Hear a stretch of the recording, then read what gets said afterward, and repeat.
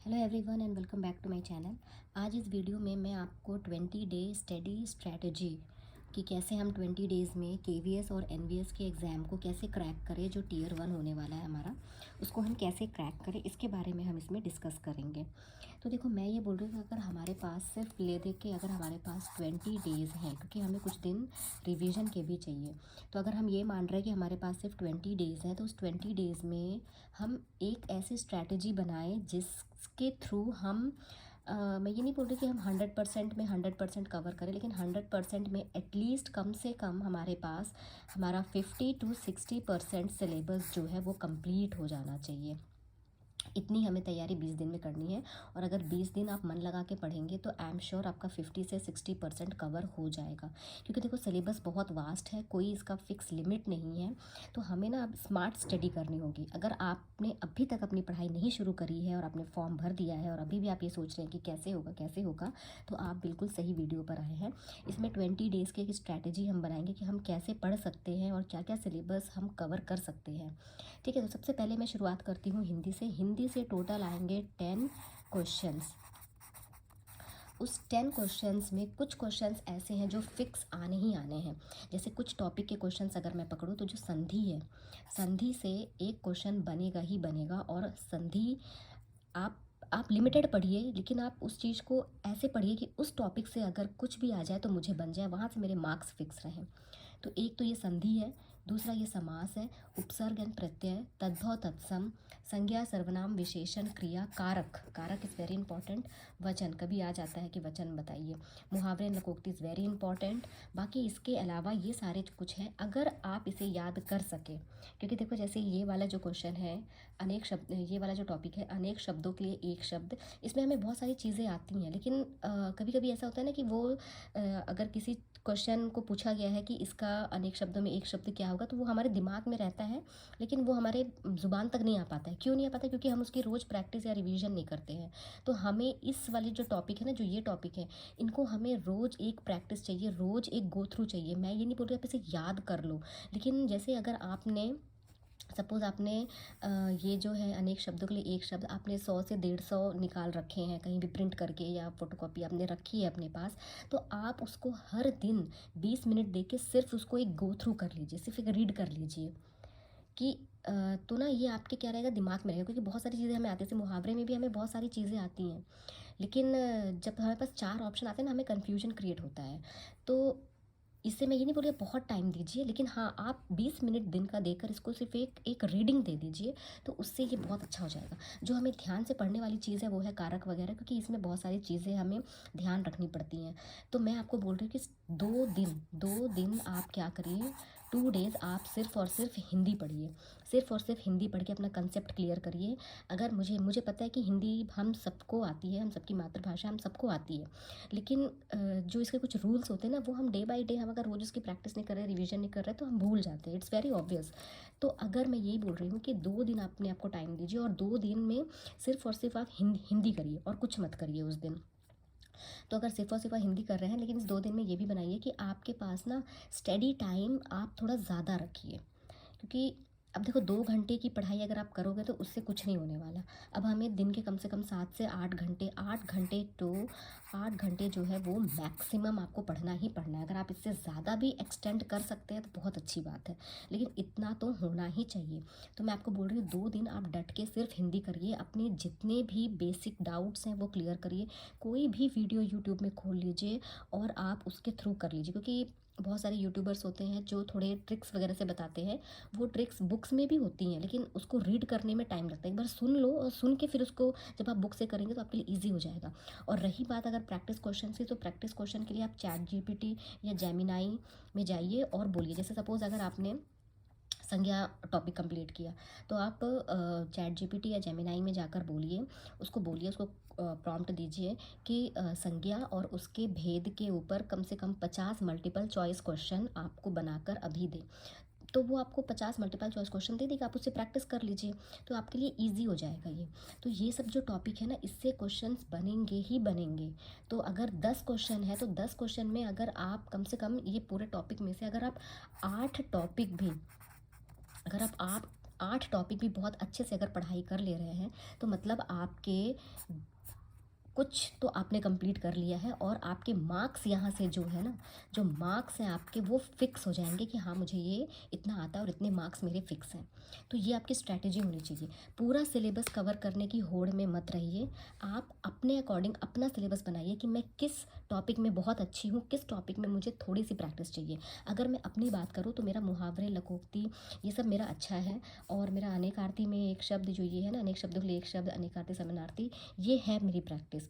लेकिन फिर भी मैं इसको थोड़ा थोड़ा रोज़ पढ़ती हूँ, लेकिन मुझे पता है कि इसमें मेरी पकड़ है, तो इसको अगर मैं थोड़ा कम टाइम भी दूँगी, इसलिए मैं दिन में सिर्फ इसको 20 मिनट, जैसे मैंने अभी अपनी स्ट्रैटेजी आप लोगों के साथ शेयर करी, मैं दिन में सिर्फ 20 मिनट इसको पढ़ती हूँ। लेकिन पढ़ती मैं रोज़ हूँ, पढ़ती मैं इसको रोज़ हूँ कि अगर आ जाए तो कम से कम ये रहता है कि चलिए यार मेरे कुछ मार्क्स तो फिक्स हैं। तो इस हिसाब से मैं आपको अपनी स्ट्रैटेजी बता रही हूँ। बाकी क्रिया वगैरह क्या है कि थोड़ा सा ना कन्फ्यूजिंग होता है, तो इसके कॉन्सेप्ट्स आप क्लियर करिए, इसलिए इसमें प्रैक्टिस की ज़रूरत है। इसलिए पूरे 2 दिन आप इसको डट के पढ़िए। 2 दिन के बाद आप इसको जितने भी रिमेनिंग आपके डेज़ हैं उसको आप सिर्फ क्या करिए, प्रैक्टिस करिए। सिर्फ आप प्रैक्टिस करिए बाकी के जो रिमेनिंग दिन है। और रही बात जैसे 20 दिन की स्ट्रैटेजी, 20 दिन आपकी स्टडी मतलब आपका जो कोर सब्जेक्ट्स है उसकी सिर्फ पढ़ाई के बारे में बोल रही हूँ मैं। और बाकी जो हमारे पास लास्ट के 10 डेज़ जो बचेंगे हमारे पास, उसमें हम करेंगे क्या, रिवीजन। तो अगर आपका टॉपिक कंप्लीट होगा तभी आप रिवीजन पे जा पाएंगे। और आप अभी से मॉक वगैरह मत लगाइए, आप डीमोटिवेट हो जाएंगे। मॉक वगैरह आप तभी लगाइए जब आपका 70 to 75% syllabus in all subject cover हो जाएगा। जब तक वो नहीं हो तब तक आप मॉक भी मत दीजिए, आप बहुत डिमोटिवेट हो जाएंगे। फिर आपको लगेगा मैं ये भी कर लूँ, मैं वो भी कर लूँ, मैं ये भी कर लूँ, मैं वो भी कर लूँ, और फिर होगा कुछ नहीं। तो इसलिए स्मार्ट स्टडी करिए। इसमें से जो ये टॉपिक है इसमें से क्वेश्चंस बनते ही बनते हैं, तो आप इसमें से इस चीज़ को इतना अच्छे से पढ़ लीजिए। इसमें से अगर 10 क्वेश्चन है तो कम से कम अगर आपके 7 या 8 भी आपको अच्छे से बन रहे हैं तो दैट इज़ सफिशेंट, बहुत अच्छा है। लेकिन अगर आप हर टॉपिक को सिर्फ टच करके जा रहे हैं कि हाँ एग्ज़ाम टाइम में कर लूँगा, मैं कर लूँगा, तो वो नहीं होगा। अब एकदम एक्यूरेट पढ़ाई करनी है हमें। ओके, अब नेक्स्ट बात हम करते हैं इंग्लिश का। इंग्लिश का भी ऐसा ही है, अगर इंग्लिश में आप बहुत अच्छे हैं तब तो बहुत अच्छी बात है। लेकिन इंग्लिश में अगर मैं देखूँ तो देखो हम सब 50-50 हैं, हम सब बोलते हैं ना we are on the same ship, तो ये वाला हाल है। तो कोई भी ना ज़्यादा है, कोई भी ना कम है, सब बराबर है। हाँ कुछ लोग होते हैं जो एक्स्ट्रा 10% वाले होते हैं, जो एक्स्ट्रा जिनको आता है, और उस 10% में हिंदी वाले भी होते हैं जिन्हें एक्स्ट्रा आता है, तो वो बात अलग है।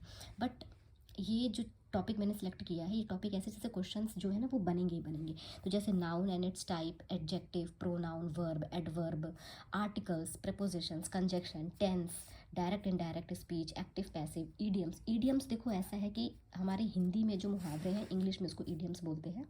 तो हिंदी के जो मुहावरे हैं वो ना कहीं कहीं हम उसको ना रिलेट भी कर लेते हैं, क्योंकि हमें रोज़मर्रा की उसमें जब हम अपनी बातें करते हैं तो हम बहुत सारे मुहावरे बोलते हैं, सुनते हैं।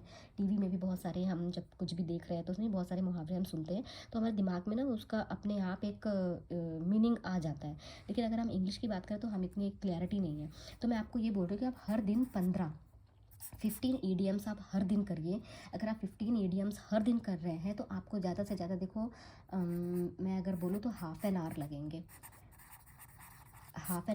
15 ईडियम्स करने के लिए। और 15 ईडियम्स को मतलब इसे समझ लो आप कैसे भी, किसी भी ट्रिक के थ्रू आप उसको ना रट लो। कोई भी आप यूट्यूब चैनल देख लो जिसमें वो ईडियम्स कराते हैं, और अगर नहीं भी कराते, अगर आपके पास ईडियम्स की आप प्रिंट आउट निकाल लो कम से कम और उसको कर लो। लेकिन हाँ, और इसमें सबसे इंपॉर्टेंट चीज़ आप ये भी कर सकते हो कि अगर आपके पास लास्ट 10 ईयर्स के अगर प्रीवियस ईयर क्वेश्चन पेपर है, PYQ previous year question paper है लास्ट 10 ईयर्स के, तो किसी भी एग्ज़ाम के, चाहे वो बैंक का हो, चाहे वो केवीएस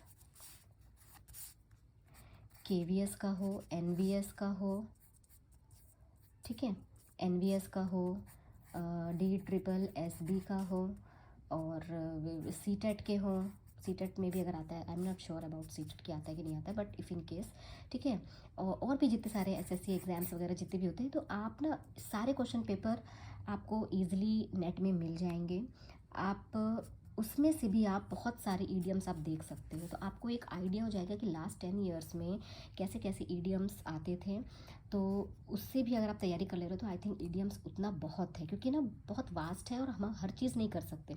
तो इसलिए मैं बार बार बोल रही हूँ कि स्मार्ट स्टडी करिए। तो इसमें से भी अगर आप निकाल सकते हैं, या अपने घर में किसी को काम पे लगा दीजिए कि भैया, ये आपके कोई फ्रेंड हो तो वो आपको करके दे दे, ठीक है। आपके पास पीडीएफ भेज दें और आप उसका या तो अगर आप प्रिंट निकाल सकते हो तो प्रिंट निकाल लो, और अगर नहीं निकाल सकते हो तो आप ऐसा कर लो कि भैया उसमें जो भी ईडियम्स है वो मुझे लिख कर भेज दो। तो वो ईजी हो जाएगा। अगर आपके पास ऐसा कोई नोन है जो आपकी हेल्प कर सकता है जनरली, तो आप प्लीज़ उनसे हेल्प लीजिए। इसमें एक पंचुएशन मार्क्स बहुत इंपॉर्टेंट है। नेगलेक्टेड टॉपिक है लेकिन कभी कभी आ जाता है और ईजी भी है, तो मैं तो बोलती हूँ कि अपनी तैयारी कर लीजिए। तो मैं ये बोल रही हूँ, इसको भी आप ना सिर्फ 2 डेज़ दीजिए। पहले 2 दिन हमने हिंदी करा, अब हम 2 दिन इंग्लिश करेंगे। 2 दिन में ये पूरा टॉपिक आप कवर कर लीजिए, और 2 दिन में कवर करने के बाद फिर ये है इसके बाद ना फिर आप इसकी प्रैक्टिस करिए। जितनी आप प्रैक्टिस करेंगे ना उतना आपके दिमाग में चीज़ें अच्छे से बैठ जाएंगी। पहले तो 2 दिन, क्योंकि आपका सब टॉपिक ये पढ़ा हुआ है, सिर्फ आपको क्या है, रिवीजन की ज़रूरत है।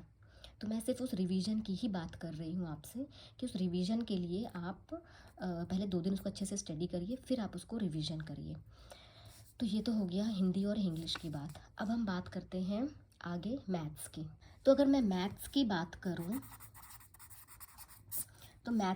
तो किसी किसी का मैथ्स बहुत अच्छा था। मैं ये बार बार बोल रही हूँ कि हर कोई एक सब्जेक्ट में बहुत अच्छा होता है। अगर मैं अपनी बात करूँ तो मैं कंप्यूटर में बहुत अच्छी हूँ, क्योंकि मैंने कंप्यूटर पढ़ाया है एज अ टीचर। तो मेरे पास 6 से 7 साल का एक्सपीरियंस है, तो मैं उसमें बहुत कॉन्फिडेंट हूँ कि बेसिक कंप्यूटर्स जो है उसमें मेरी पकड़ अच्छी है। कुछ लोग मैथ्स में बहुत अच्छे होते हैं, कुछ लोग साइंस में बहुत अच्छे हैं, कुछ लोग हिंदी में, इंग्लिश में। तो जिनका मैथ्स बहुत अच्छा है तो वो तो अगर थोड़ा बहुत भी ब्रशअप करके जाएंगे तो बहुत है। लेकिन जिनका नहीं है, लेकिन फिर भी एज अ स्कोरिंग सब्जेक्ट है ये, क्योंकि हमें पता है कैलकुलेशन अगर हम करेंगे तो हमारा जो फाइनल आंसर आएगा वो हमें एक फ़िक्स मार्क्स हमें देगा। तो मैं इसके लिए बोल रही हूँ, देखो जैसे मैं ये आपको पहले बताई थी कि बुक मैं फॉलो करती हूँ, तो इसमें ना बहुत सारे टॉपिक है। अगर आप देखेंगे तो इसमें टोटल 33 टॉपिक्स है, जो हम हर चीज़ कवर नहीं कर सकते। तो हम इसमें से कुछ लिमिटेड चीज़ ही करेंगे। तो अगर मैं अपनी बताऊँ तो मैं भी मैथ्स में अच्छी नहीं हूँ, तो देखिए मैं 10 टॉपिक करूँगी जिसमें मैं बहुत अच्छी हूँ, और बहुत अच्छी मतलब जिसमें मैं अच्छी हूँ, लेकिन मैं अगर थोड़ा उसमें ध्यान दूँगी तो मैं उसे अच्छा कर सकती हूँ, और जिसमें से क्वेश्चंस भी बनेंगे। क्वेश्चन देखो 20 क्वेश्चंस आएंगे, तो क्वेश्चंस तो बहुत सारे टॉपिक से बन सकते हैं, लेकिन जिसमें आप बेस्ट हैं उसको आप तैयारी कर लीजिए। कि पूरा करने से अच्छा है कि 50% करो और उस 50% में फुल मार्क्स लाओ। तो सबसे पहले हम करेंगे क्या इसमें, नंबर सिस्टम। ठीक है, नंबर सिस्टम से देखो 1 या 2 बनेगा, जैसे find the unit digit, disability rules वगैरह इसमें आ जाते हैं। तो ये एक रिमाइंडर फाइंड करना, तो ये सब चीज़ें इसमें हैं। तो आप ना इसको कर सकते हैं, ये है इजी, और बहुत सारे यूट्यूबर्स अच्छा पढ़ाते हैं, तो आप किसी को भी फॉलो कर लीजिए। जैसे मैं आदित्य रंजन सर जो हैं, जो एसएससी की क्लास लेते हैं, तो उनसे कर लेती हूँ। बेस मैं समझ लेती हूँ क्योंकि वो थोड़ा एसएससी लेवल का पढ़ाते हैं, थोड़ा सा लेवल हाई है, लेकिन ये है कि कॉन्सेप्ट अच्छे से क्लियर करते हैं, तो आप कर सकते हैं उनसे। ठीक है, नेक्स्ट है HCF एंड LCM। ये भी टॉपिक अच्छा है, इजी है। अगर आपके पास प्रीवियस ईयर का क्वेश्चन पेपर है तो आपको बहुत हेल्प मिलेगी, कैसे क्वेश्चंस आते हैं और किस टाइप के क्वेश्चंस मुझे प्रैक्टिस करना चाहिए। दूसरा टॉपिक है ये। तीसरा अगर मैं बात करूँ तो एवरेज ले लीजिए। एवरेज अच्छा टॉपिक है, इससे इजी भी है, समझने में भी ठीक है, और ईज़िली हो भी जाता है। ठीक है, नेक्स्ट आप ले लो work and time. Work and time जो मैं अपना बता रही हूँ, जिस हिसाब से मैं तैयारी करूँगी, आप जिसमें अच्छे हैं आप वो कर लीजिए। ठीक है, और इसमें आ जाएगा आपका टाइम एंड डिस्टेंस। वो ट्रेन वाले जो प्रॉब्लम होते हैं ना, वो हम इसमें कर सकते हैं। टाइम एंड डिस्टेंस कर सकते हैं, सेम टू सेम। ये पाइप एंड नहीं, टाइम एंड डिस्टेंस के साथ वो बोट एंड स्ट्रीम वाले क्वेश्चंस भी इसी में सेट हो जाते हैं। जो बोट और जो स्ट्रीम्स वाले रहते हैं वो भी लगभग इसके जैसे ही क्वेश्चंस हैं। तो एक आपके साथ क्या हो जाएगा कि आपका ये 2 टॉपिक एक साथ कवर अप हो जाएंगे। ठीक है, दूसरा जो मैं एक अच्छा टॉपिक इसमें बोल सकती हूँ,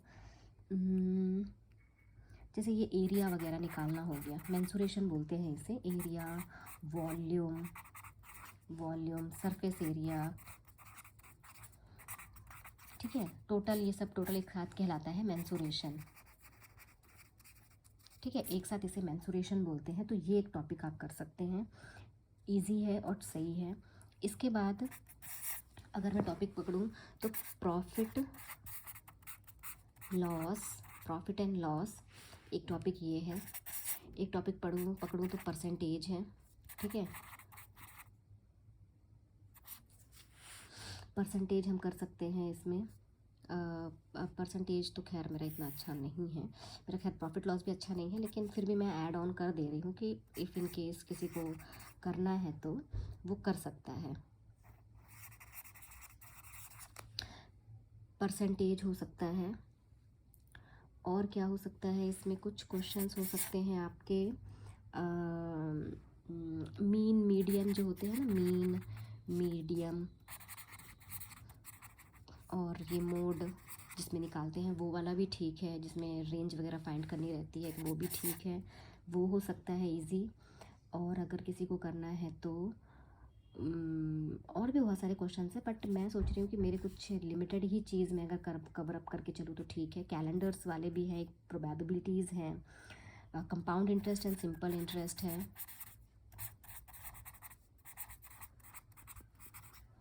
ठीक है। कंपाउंड एंड सिंपल इंटरेस्ट है, डिस्काउंट जो ये हमने प्रॉफिट एंड लॉस लगाया था ना, इसमें ये डिस्काउंट वगैरह भी एक आता है, वो भी इसी में ऐड ऑन होता है। तो ये कुछ टॉपिक्स हैं जो आप अच्छे से कवर कर सकते हैं। इसमें से कुछ टॉपिक्स जो है ना, ये सिंप्लीफिकेशंस वगैरह भी हैं, जिसमें सिंपल कैलकुलेशंस ही होते हैं बट प्रैक्टिस की ज़रूरत पड़ती है। तो आप ये सारी चीज़ें अगर आप करके जा रहे हैं तो आपका एक मेजर टॉपिक आपने कवर कर लिया है। क्योंकि अगर आप 10 टॉपिक में से अगर आपने 7 क्वेश्चंस भी अच्छे से बनाए तो आपके 21 मार्क्स फिक्स हैं कम से कम। जिसका मैथ्स वीक है उसके लिए बात कर रही हूँ मैं, कि पूरा पढ़ने से अच्छा है कि लिमिटेड पढ़ो, लेकिन उसको इतने अच्छे से पढ़ो कि उसमें से कहीं से भी आए तो आपसे बन जाए। तो मेरा कहने का ये मतलब है। तो ये कुछ टॉपिक्स हैं, आप देख सकते हैं। आप इसमें कुछ ऐड ऑन भी कर सकते हैं, जिस चीज़ में आप ज़्यादा अच्छे हैं आप उसको ऐड ऑन कर लीजिए। जो चीज़ आपको इसमें से लग रहा है कि नहीं यार ये मेरे से नहीं हो पाएगा, उसको आप हटा दीजिए। तो ये आपके ऊपर टोटली डिपेंड करता है। करूँ तो मैं बात करूँगी रीजनिंग की। रीजनिंग एक स्कोरिंग सब्जेक्ट है, इसमें आपको सिर्फ थोड़ी सी आपकी मेहनत चाहिए और रीजनिंग आपकी स्कोरिंग सब्जेक्ट बन जाएगा। बहुत ईजिली आप इसमें मार्क्स गेन कर सकते हैं, क्योंकि इसमें थोड़ा सा कॉमन सेंस लगाने वाली बस बात होती है। तो ये हम कर सकते हैं। तो रीजनिंग के भी देखो बहुत सारे, मेरे पास ये बुक है, तो रीजनिंग के भी बहुत सारे टॉपिक्स हैं और टोटल 20 क्वेश्चंस आएंगे। तो रीजनिंग भी एक अच्छा मेजर रोल प्ले कर रहा है। तो इसमें से भी मैं ये बोल रही हूँ कि आप कुछ टॉपिक्स अच्छे से कवर अप करके जाइए। तो जैसे अगर मैं पहला टॉपिक बोलूँ तो जैसे ये आ रहा है सीरीज़ वाला, तो ये सीरीज़ वाला टॉपिक ज़रूर करिए। दूसरा आ रहा है आपका कोडिंग डिकोडिंग, ये एक इजी टॉपिक है और ये अच्छा भी टॉपिक है, इसको कवर अप करिए। थर्ड अगर मैं बात करूँ आपको तो मैथमेटिकल ऑपरेशन, मैथमेटिकल ऑपरेशन जिसमें ऐसे क्वेश्चंस आते हैं ना, अगर प्लस को माइनस समझ लो, माइनस को मल्टीप्लिकेशन देन डिवाइड, तो ऐसे क्वेश्चंस रहते हैं। तो थोड़ा सा कॉमन सेंस वाली बात होती है, लेकिन ईजिली हो जाते हैं। कम से कम आपको ये तो कंफर्म हो जाता है कि आपका जो आंसर आया है वो फिक्स है, और आपको फिर थोड़ी सी ना सेटिस्फैक्शन भी लगता है कि चलो यार जो पढ़ा है और उसके हिसाब से जो किया है तो कम से कम मैं किसी लेवल तक तो पहुँची हूँ, ठीक है। नेक्स्ट अगर मैं बात करूँ तो ब्लड रिलेशन, ये भी इजी टॉपिक है, ब्लड रिलेशन कर लीजिए। नेक्स्ट बात करें तो directions, east west north south वाले क्वेश्चंस आते हैं कि राम 5 किलोमीटर ईस्ट गया फिर वो लेफ़्ट मुड़ गया, तो ये क्वेश्चन भी इजी है। बस ये कि आपको थोड़ा इसको समझना पड़ेगा, प्रैक्टिस से थोड़ा सा होगा, कुछ कम से कम कुछ क्वेश्चन प्रैक्टिस करिए। फिर ये आ रहा है वेन डायग्राम, वेन डायग्राम बनाने के लिए आता है, और इसी से रिलेटेड आ जाता है आपका साइल जिस्म वाला भी क्वेश्चन आते हैं, ये वाले भी, कि इससे भी क्वेश्चन रिलेटेड रहते हैं। तो ये भी एक इजी टॉपिक है और सही टॉपिक है। दूसरा आ रहा है सिटिंग अरेंजमेंट, सिटिंग अरेंजमेंट। फिर इसके बाद आप कर सकते हैं इसमें क्यूब एंड डाइस वाले क्वेश्चन, इजी हैं, अच्छे हैं। फिर आप इसमें कर सकते हैं मिरर इमेज वाले जो क्वेश्चन आते हैं, मिरर इमेज वाले क्वेश्चन इसमें अच्छे हैं करने के लिए। पेपर फोल्डिंग वाले क्वेश्चंस ठीक हैं। फिर इसमें नॉन वर्बल्स आते हैं, नॉन वर्बल में जो इमेजेस वगैरह बना कर देते हैं उसके अकॉर्डिंग करना रहता है। तो ये जो टॉपिक्स हैं, हाँ इसमें एक टॉपिक और इम्पॉर्टेंट है, वो है ऑर्डर एंड रैंकिंग। इसमें ये होता है ना कि अगर लेफ़्ट से रोहित 15th पोजीशन पे है, राइट से रवि 18th पोजीशन पे है, तो उनके बीच में कितने लोग हैं, टोटल कितने हैं, तो ये सब चीज़ें हैं। तो ये भी ईजी है। तो इसमें भी यूट्यूब में बहुत सारे आपको वीडियोस मिल जाएंगे। हाँ, एक इसमें और इम्पॉर्टेंट टॉपिक है, वो है काउंटिंग फिगर्स। ये बहुत इंपॉर्टेंट है, count number of triangles, number of squares, तो ये भी एक इम्पॉर्टेंट है। और जहाँ से मैं तैयारी कर रही हूँ वो एसएससी की तैयारी कराते हैं, मैं यूट्यूब से ही पढ़ रही हूँ। जो एसएससी की तैयारी कराते हैं, क्या नाम है उनका, साहिल तिवारी। साहिल तिवारी करके अगर आप डालेंगे यूट्यूब में तो आपको मिल जाएगा। वो अच्छा कराते हैं और उनके कंसेप्ट्स काफ़ी क्लियर करवा देते हैं, तो आपको क्वेश्चन करने में ना ईजी हो जाएगा। बाकी आपको क्वेश्चंस तो खुद से लगाने हैं। अगर आपके पास अभी बुक नहीं है तो आप प्लीज़ रीजनिंग वगैरह की बुक आप खरीद लो, ताकि आपको क्या हो जाए कि ईजी हो जाए करने में। जैसे ये वेन डायग्राम्स मैं दिखा रही हूँ, तो आपको क्या हो जाएगा, जैसे आपके पास अगर है तो आपको ईजी हो जाएगा करने में। क्वेश्चन आपके पास रहेंगे, इसमें किसी किसी में सोल्यूशंस भी हैं, फिर बहुत सारे प्रैक्टिस क्वेश्चन भी हैं, तो आपको ईजी हो जाएगा करने में। इसलिए मैं बोल रही हूँ कि अगर आपके पास बुक नहीं है तो प्लीज़ बुक ज़रूर खरीद लो, कहीं से भी खरीद लो, सारी बुक्स अच्छी होती है। और प्रैक्टिस अब शुरू कर दो। तो ये टॉपिक कवर करने की कोशिश करके, और ज़्यादा से ज़्यादा अगर मैं बोलूँ तो इसमें आपको पूरा टॉपिक कवर करने में हार्डली 3 डेज़ लगेंगे, क्योंकि मैंने इसमें बहुत सारा टॉपिक कवर कर लिया है। तो अगर मैं अपना अनुभव शेयर करूँ तो आपको हार्डली 3 डेज़ लगेंगे। 3 डेज़ में कॉन्टीन्यूटी में आपको सिर्फ और सिर्फ रीजनिंग पढ़ना रहेगा। और अगर मैं मैथ्स की बात करूँ, जैसे मैं मैथ्स की बात कर रही थी यहाँ, तो मैथ्स भी अगर आप कर रहे हैं तो मुझे लग रहा है कि अगर 3 दिन कॉन्टीन्यूटी में पढ़े, चलो 4 दिन ले लो, मैथ्स थोड़ा सा लोगों को समझने में, प्रैक्टिस करने में टाइम लगता है, तो 4 डेज़ ले लो आप इसमें। तो हमने क्या क्या कर लिया, हमने हिंदी, इंग्लिश, मैथ्स और रीजनिंग कर लिया। तो 2 दिन हिंदी, 2 दिन इंग्लिश, 4 दिन ये, और 3 दिन रीजनिंग। तो टोटल हमने कितना कर लिया, 8, 9, 10, 11, हमारे 11 डेज अभी तक हो चुके हैं। बाकी हमारे पास बचा है कंप्यूटर एंड जीके। जीके तो देखो बहुत वास्ट है। कंप्यूटर का मैं सिलेबस शेयर कर देती हूँ आप लोगों के साथ। कंप्यूटर ठीक है, कंप्यूटर हम कर सकते हैं। नेक्स्ट हम बात करेंगे कंप्यूटर की। कंप्यूटर भी अपने आप में एक स्कोरिंग है, लेकिन थोड़ा सा ये भी वास्ट है। जिसे नहीं आता है कंप्यूटर उसके लिए थोड़ी डिफ़िकल्टी ज़रूर होगी, लेकिन आप कोई भी बेसिक कंप्यूटर की बुक ले सकते हैं और उसमें से आप काफ़ी कुछ कवर कर लेंगे। तो जो इसमें पढ़ने वाली बात है, तो हम शुरू करेंगे कहाँ से, कंप्यूटर जनरेशन से।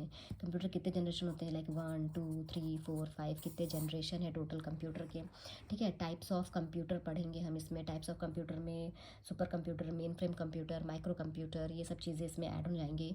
और उसके बाद हम पढ़ेंगे वर्किंग ऑफ कंप्यूटर। कंप्यूटर किस में वर्क करता है, आईपीओ साइकिल में, इनपुट प्रोसेस आउटपुट। इसमें सारे आपके devices, hardware and software, hardware and software सब हो जाए कवर इसमें। एप्लीकेशन सॉफ्टवेयर और सिस्टम सॉफ्टवेयर भी इसमें कवर हो जाएगा आपका। फिर आपके टाइप्स ऑफ मेमोरीज में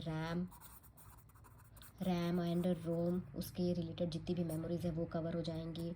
ठीक है, टाइप्स ऑफ, फिर ऑफिस बहुत इंपॉर्टेंट है। ऑफिस में आ रहा है आपका वर्ड, एक्सेल, पावर पॉइंट, इनके एक्सटेंशंस भी बहुत ज़रूरी हैं, और इससे बहुत सारे क्वेश्चंस पुट ऑन होते हैं।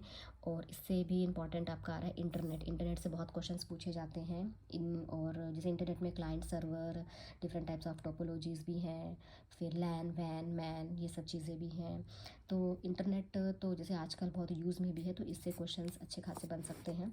नेक्स्ट आ रहा है वायरस, वॉर्म्स, और फिर एंटीवायरस। किस टाइप के वायरस होते हैं, कौन कौन से वॉर्म्स होते हैं, क्या इससे प्रॉब्लम होती है कंप्यूटर में, कैसे एंटीवायरस काम करता है, तो ये सारी चीज़ें आ जाएंगी। शॉर्टकट कीज़ बहुत इंपॉर्टेंट है, जैसे कट का शॉर्टकट, कॉपी का, पेस्ट का, प्रिंट का, तो ये सारी चीज़ें बहुत इंपॉर्टेंट है। फुल फॉर्म जैसे अगर मैं आपसे पूछ ली कि VOIP का फुल फॉर्म, SMPT का फुल फॉर्म, ठीक है, FTT का फुल फॉर्म, URL का फुल फॉर्म, तो फुल फॉर्म वगैरह भी बहुत ज़रूरी है। और उससे भी इम्पॉर्टेंट है प्रीवियस ईयर के क्वेश्चन पेपर, अगर आपके पास हैं किसी भी एग्ज़ाम के हो, क्योंकि बेसिक कंप्यूटर तो सब में पूछा जाता है आजकल। तो किसी भी क्वेश्चन पेपर अगर आपके पास है तो आपके लिए बहुत ही प्लस पॉइंट हो जाएगा, थोड़ी आपकी हेल्प हो जाएगी, तो उससे आप काफ़ी कुछ लगा सकते हैं। तो ये सारा चीज़ है जो कंप्यूटर में इम्पॉर्टेंट है। और कंप्यूटर को भी मैं बोलूँ, जिनको आता है कंप्यूटर उनके लिए तो 2 डेज़ बहुत है, बट जिनको नहीं आता है, जो बेसिक से शुरू कर रहे हैं, वो 4 डेज़ का अपना रूटीन सेट कर ले इसमें। तो हमने देखा कि हमारे पास जीके का, देखो ये है कि जीके ना आप जितना जहाँ से ही पढ़ सकते हो पढ़ लो, क्योंकि जीके का कोई एंड नहीं है। तो जीके का सिलेबस भी शेयर करना कुछ खास मुझे वर्थ नहीं लग रहा है, क्योंकि हर कोई का अलग अलग इंटरेस्ट है। किसी को किसी में इंटरेस्ट है जीके में, किसी को किसी फील्ड में इंटरेस्ट है। तो आपको मैं ये बोल रही हूँ कि आप गिन के अपने दिमाग में 10 टॉपिक उसके भी ले लो, स्पोर्ट्स से ले लो, फिर ये नोबल वाले जो आते हैं वो ले लो। इस स्पोर्ट्स से लेने का मतलब ये है कि जिसको जो अवार्ड मिला है, किसने क्या जीता है, आगे कौन से 4 साल के बाद कौन सी कंट्री क्या करवाएगी, कौन से मैच कंडक्ट करवाएगी, ये सब चीज़ें फिक्स होती हैं। तो ये सब चीज़ें पढ़ लो जिसमें फैक्ट एकदम आपके पास एकदम पक्का है कि हाँ ये होगा, तो वो सब चीज़ें कर लेना आप। फिर कौन से स्टेट में कौन सा डांस जो होता है ना, लोकगीत, लोक नृत्य जो फेमस है वो आप कर लो। फिर कुछ आर्टिकल्स वगैरह कर लो पार्लियामेंट से रिलेटेड, वो सब इंपॉर्टेंट हैं। तो कुछ कुछ चीज़ें ऐसे कर लो जो आपको लगे कि हाँ इससे क्वेश्चन बने तो मुझे बन जाए, तो ऐसे कुछ टॉपिक्स पकड़ लो, क्योंकि है तो बहुत ही वास्ट, तो क्या क्या चीज़ कवर करेंगे, तो जो हम अच्छे से कर सकते हैं हम पहले उस पर ध्यान देंगे। तो जो मैंने अभी 5 सब्जेक्ट आपसे शेयर करे, Hindi, English, maths, reasoning and computer, तो इसमें हमें पता है कि हम फिक्स मार्क्स हम ला सकते हैं। हमारे पास कुछ पढ़ने के लिए हमारे पास सिलेबस है, टॉपिक्स है, बुक्स है, सब कुछ है, तो वो आप कर लीजिए। और इसके बाद जो है वो आप अपना फिर रिवीजन शुरू करिए। हमने 2 दिन इंग्लिश, 2 दिन मैथ्स, सॉरी 2 दिन इंग्लिश, 2 दिन हिंदी, 4 दिन मैथ्स, 3 दिन रीजनिंग, तो हमारे कितने हो गए, 8, 9, 10, 11। और फिर अगर 4 दिन हम इसको पकड़ ले रहे हैं तो टोटल 15 दिन जो है हम अपना ये सब्जेक्ट्स करने में लगा दे रहे हैं। चलो मैंने आपको 2 दिन एक्स्ट्रा दिया, 2 दिन आप जीके भी पढ़ो, कहीं से भी पढ़ो, जैसा भी पढ़ सकते हो पढ़ लो, 2 दिन जीके को भी दे दो, फिर भी हमारे पास 2 दिन 3 दिन एक्स्ट्रा रहते हैं। तो उस 3 दिन में अगर किसी का कुछ नहीं कवर हो रहा है, किसी टॉपिक में ज़्यादा टाइम लग रहा है सब्जेक्ट में, तो आप उसको भी पकड़ के चलो और उसको अच्छे से कवर अप कर लो। बाकी जो 20 डेज़ के बाद जो टाइम है ना, वो सिर्फ आप रिविज़न पे दे दो, सिर्फ और सिर्फ रिविज़न पे लगा दो। तो मेरा तो टॉपिक सिलेबस यही है ऐसे करने का। बाकी आप लोगों को जो ठीक लगे आप लोग उसके हिसाब से अपनी तैयारी कर सकते हो। ओके बाय, मिलते हैं नेक्स्ट वीडियो में।